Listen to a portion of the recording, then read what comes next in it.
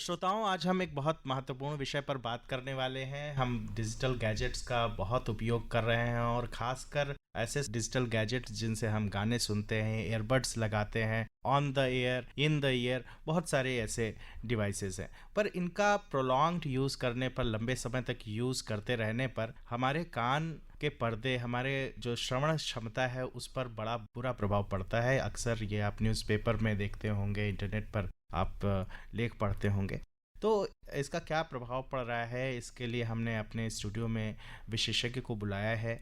हमारे साथ डॉक्टर संचिता सिंह जी हैं, जो सिविल हॉस्पिटल लखनऊ में ईएनटी विभाग में चिकित्सा अधिकारी हैं। डॉक्टर साहब, बहुत बहुत स्वागत है आपका। जी धन्यवाद। अपने ओपीडी में आप जो हमारी समस्या है कि जो डिजिटल गैजेट्स हैं और उसका कान पर क्या प्रभाव पड़ता है, तो किस तरह के पेशेंट देखती हैं आप?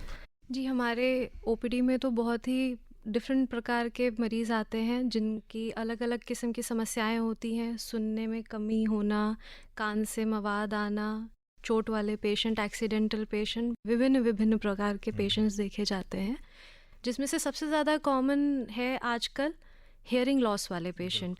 कम सुनाई देना पहले ये सिर्फ और सिर्फ एक पर्टिकुलर एज ग्रुप से रिलेटेड था। एल्डरली एज ग्रुप जो हमारे बड़े बुजुर्ग हैं उनके में ज़्यादा कॉमनली पाया जाता था।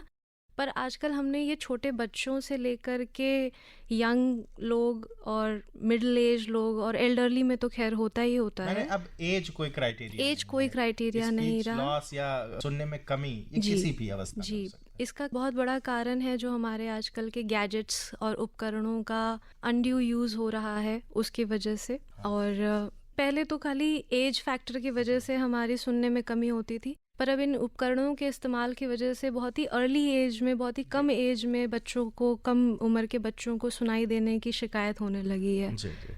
मैडम, इस तरह के जो गैजेट्स हैं, खासकर हेडफोन की ही हम अगर बात करें, ईयरफोन की बात करें, जो लोग लगाए रहते हैं, घंटों घंटों गाने सुना करते हैं, तो ये सबसे ज़्यादा युवा ही करते हैं। जी जी।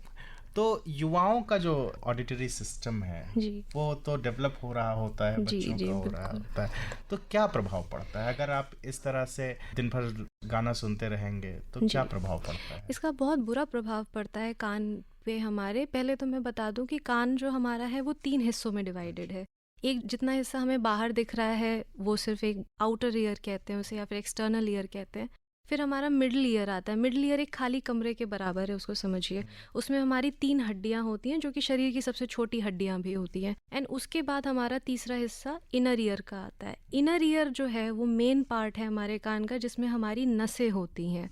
ये जो लाउड साउंड जो हेडफोन्स और ईयरफोन्स के इस्तेमाल की वजह से डायरेक्टली कान में घुस रहे हैं, ये सीधे सीधे हमारे इनर ईयर तक पहुंच रहे हैं, डायरेक्टली बाकी सारी बाहरी चीज़ों को बाईपास करते हुए। तो वो सीधे हमारे नर्व्स तक, लाउड साउंड की वजह से नर्व्स को अर्ली डैमेज होना शुरू हो जाता है। ये हम इनर ईयर में पहुंच गए जहाँ पे नसें हैं जो कि ब्रेन से रिलेटेड है। पर्दा तो बाहरी कान का ही हिस्सा है। पर्दे के बाद हड्डियाँ आती हैं, हड्डियों के बाद नसें आती हैं।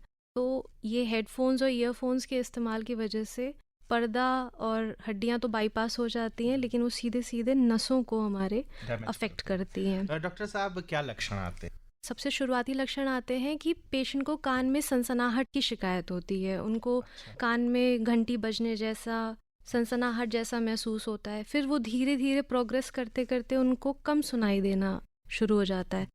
हालांकि बहुत अर्ली एज वाले बच्चों में ये कंप्लेन वो बता नहीं पाते, उनको समझ में नहीं आता, क्योंकि भगवान ने हमें 2 कान दिए और ज़रूरी नहीं कि दोनों कानों में बराबर का लॉस हो रहा हो सकता है एक से कम हो रहा होता है, एक में ज़्यादा लॉस हो रहा होता है, तो दूसरा कान तब तक कंपनसेट करता रहता है। तो इसलिए काफ़ी समय बीत जाता है ये पकड़ते पकड़ते कि हाँ मुझे सही में कम सुनाई दे रहा है। तो इसकी वजह से समय वेस्ट हो जाता है और फिर बीमारी और प्रोग्रेस कर जाती है। उभरने में कितना समय लग सकता है? ये थोड़ा स्लो प्रोसेस है, क्योंकि कान की नसों में हेयर सेल्स होते हैं, वो एकदम से डैमेज नहीं होते और कई मिलियन हेयर सेल्स होते हैं हमारे कानों में।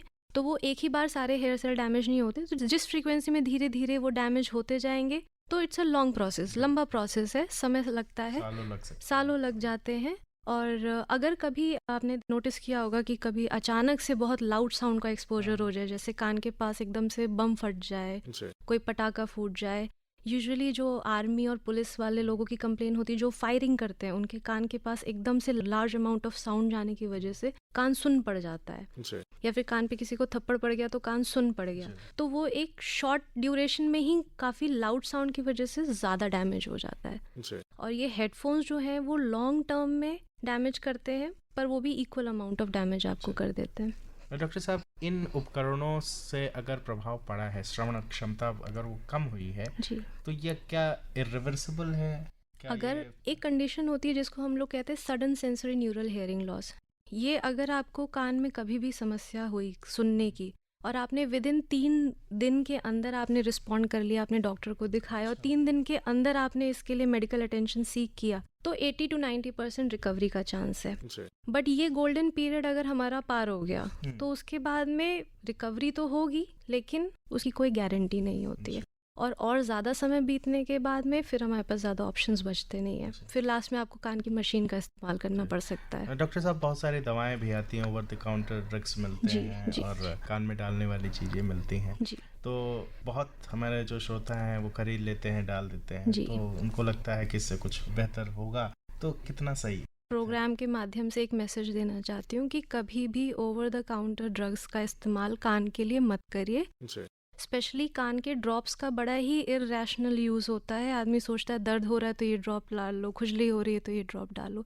ये बड़ी गलत प्रैक्टिस है।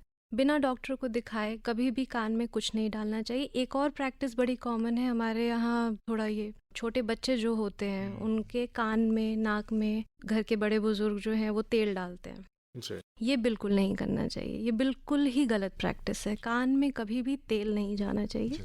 पानी से प्रोटेक्ट करना चाहिए कान को, और कभी भी ओवर द काउंटर ड्रॉप्स का यूज़ नहीं करना चाहिए। हमेशा डॉक्टर से कंसल्ट करिए। जी डॉक्टर साहब, अब चलते चलते संक्षेप में हमारे श्रोताओं से, खासकर युवा जो वर्ग है, कुछ लोग एक कान में ईयरबड्स लगाए रहते हैं, तो क्या दोनों में लगाना है या एक में ही लगाना है? मेरी सलाह में तो दोनों में से किसी में भी मत लगाइए। जहाँ तक पॉसिबल हो इसको अवॉइड करिए।